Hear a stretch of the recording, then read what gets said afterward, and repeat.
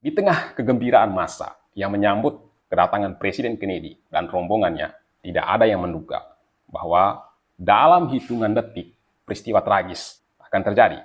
Tiba-tiba terdengar letusan tembakan senjata api sebanyak 3 kali dari titik tersembunyi. Tembakan pertama meleset, namun yang kedua mengenai leher Presiden Kennedy.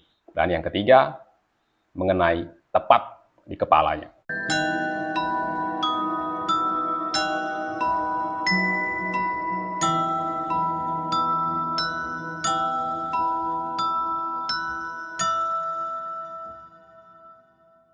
Sejarah seringkali berulang. Baru-baru ini, upaya pembunuhan terhadap mantan Presiden Amerika Serikat, yakni Donald Trump, menggemparkan dunia.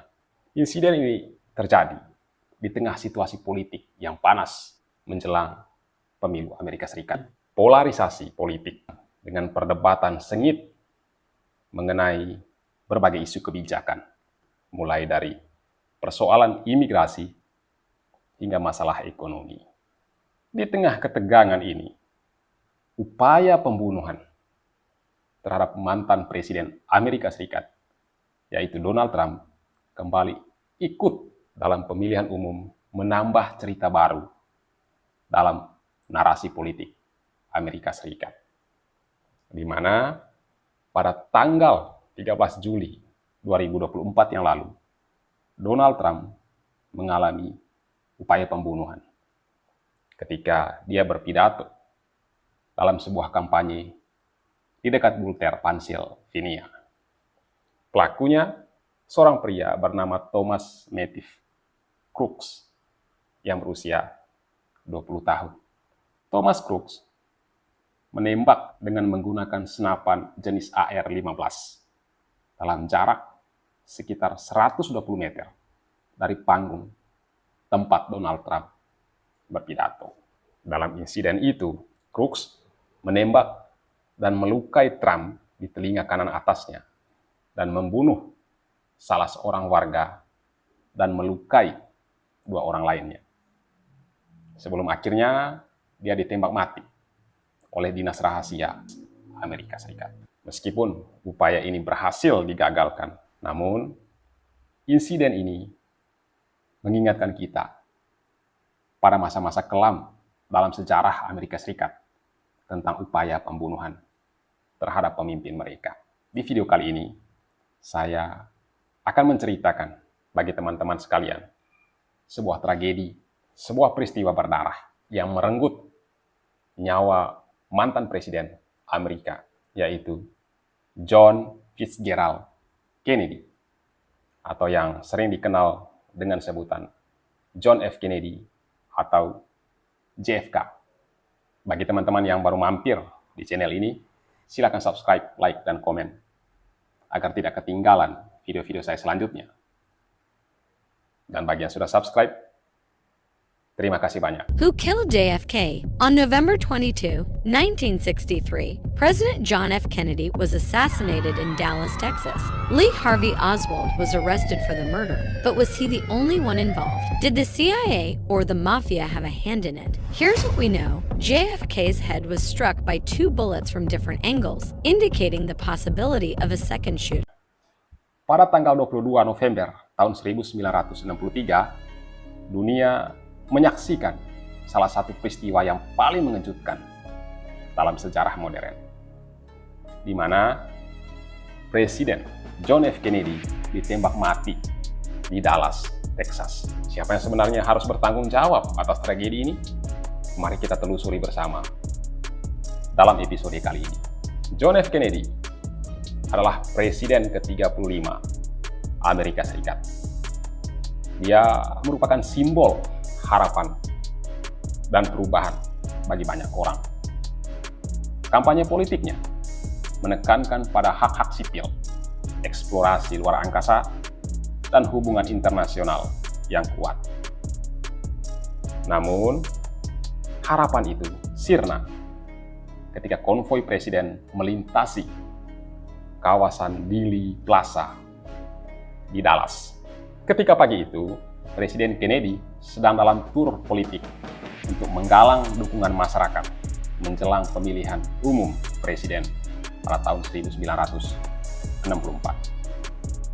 Saat iring-iringan mobil terbuka yang ia tumpangi bersama ibu negara Jacqueline Kennedy dan Gubernur Texas John Connally beserta istrinya ketika mereka melintasi kawasan Dealey Plaza, kerumunan pendukungnya bersorak riang menyaksikan dari dekat jagoan mereka sebagai kandidat kuat dan petahana. Pada waktu itu, di tengah kegembiraan massa yang menyambut kedatangan Presiden Kennedy dan rombongannya, tidak ada yang menduga bahwa dalam hitungan detik peristiwa tragis akan terjadi ketika mobil presiden melintasi di depan Texas School Book Depository.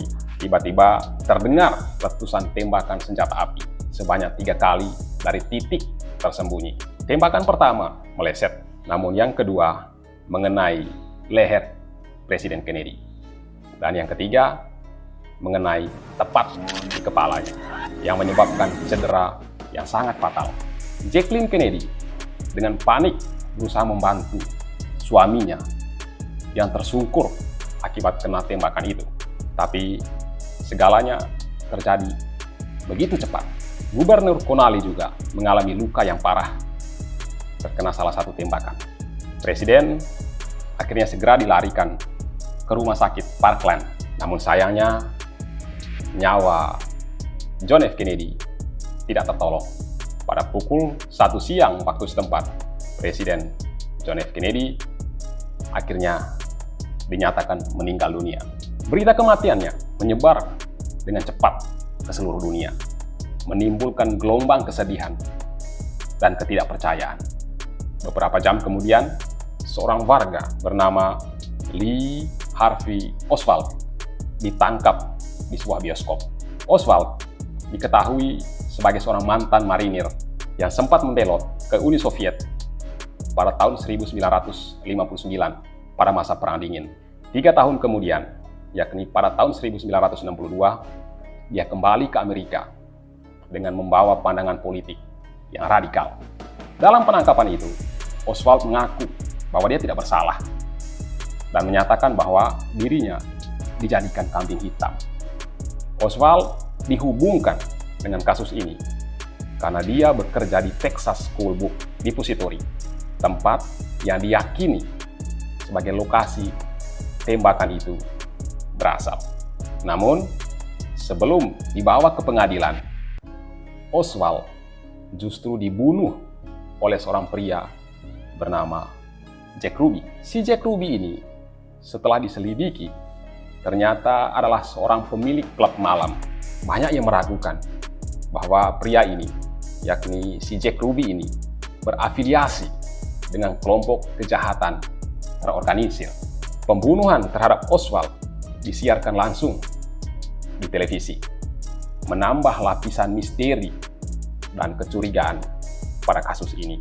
Pertanyaan pun muncul, mengapa Jack Ruby yang tampaknya tidak memiliki motif yang jelas justru membunuh Oswald? Untuk mengusut tuntas kasus ini, Presiden Lyndon B. Johnson lalu membentuk Komisi Warren. Komisi ini dipimpin oleh seorang ketua Mahkamah Agung Amerika bernama Earl Warren. Dalam proses penyelidikan yang berlangsung selama 10 bulan, mereka lalu mengumpulkan bukti dan mendengarkan keterangan dari 552 saksi. Dan pada tahun 1964, Komisi Warren akhirnya merilis laporan setebal 888 halaman yang menyimpulkan bahwa Lee Harvey Oswald adalah pelaku tunggal dalam pembunuhan terhadap Presiden Kennedy. Laporan ini juga menekankan bahwa tidak adanya konspirasi yang lebih luas dan bahwa 3 tembakan tersebut berasal dari senapan yang sama yang ditemukan di Texas School Book Depository. Namun, tidak semua orang yakin dengan temuan Komisi Warren. Banyak teori konspirasi akhirnya muncul. Ada yang menuduh berbagai pihak, mulai dari CIA, mafia, hingga pemerintah asing terlibat dalam pembunuhan ini. Beberapa teori mengatakan bahwa Oswald hanyalah pion. Di balik itu, ada aktor intelektual, ada pemain besar yang menskenario, yang merancang peristiwa tersebut. Sementara yang lain meragukan kemampuan Oswald bahwa dia bisa melakukan penembakan dengan tingkat akurasi semacam itu. Beberapa teori konspirasi yang terkenal yang mengklaim bahwa ada penembak kedua di bukit berumput dekat Dealey Plaza. Teori ini didukung oleh sejumlah saksi mata yang melaporkan bahwa mereka mendengar tembakan dari arah bukit tersebut. Ada juga teori yang lain yang mengatakan bahwa sudut dan kecepatan peluru tidak sesuai dengan kemampuan seorang penembak tunggal seperti Oswald. Pada tahun 1979, Komite Pemilihan DPR untuk Pembunuhan menyimpulkan bahwa John F. Kennedy mungkin tewas akibat konspirasi. Mereka mengatakan bahwa ada kemungkinan besar tembakan keempat dari penembak kedua. Namun, mereka tidak bisa menentukan siapa yang terlibat. Investigasi ini membuka kembali banyak pertanyaan dan memicu penelitian lebih lanjut. Dokumen-dokumen rahasia yang diungkapkan beberapa dekade kemudian menunjukkan bahwa CIA dan FBI menyembunyikan informasi penting dari Komisi Warren. Kondisi ini menambah semacam bahan bakar bagi teori konspirasi. Fakta-fakta baru ini memperlihatkan bahwa cerita yang resmi yang dirilis oleh pemerintah mungkin tidak sepenuhnya benar. Misalnya, ada dokumen yang menunjukkan bahwa CIA memiliki hubungan dengan mafia yang mungkin saja menginginkan kematian Presiden Kennedy karena kebijakannya yang anti-mafia. Kasus ini menimbulkan pertanyaan tentang kebenaran dan keadilan. Apa artinya kebenaran dalam konteks politik dan kekuasaan? Apakah kita bisa mempercayai pemerintah ketika rahasia-rahasia besar tersembunyi dari publik? Bagaimana kita bisa menyeimbangkan kebutuhan akan keamanan nasional dengan hak publik untuk mengetahui kisah pembunuhan John F. Kennedy? Mengajarkan kita untuk selalu berpikir kritis, bahwa kita tidak boleh mudah percaya pada berita-berita resmi tanpa penyelidikan yang lebih mendalam.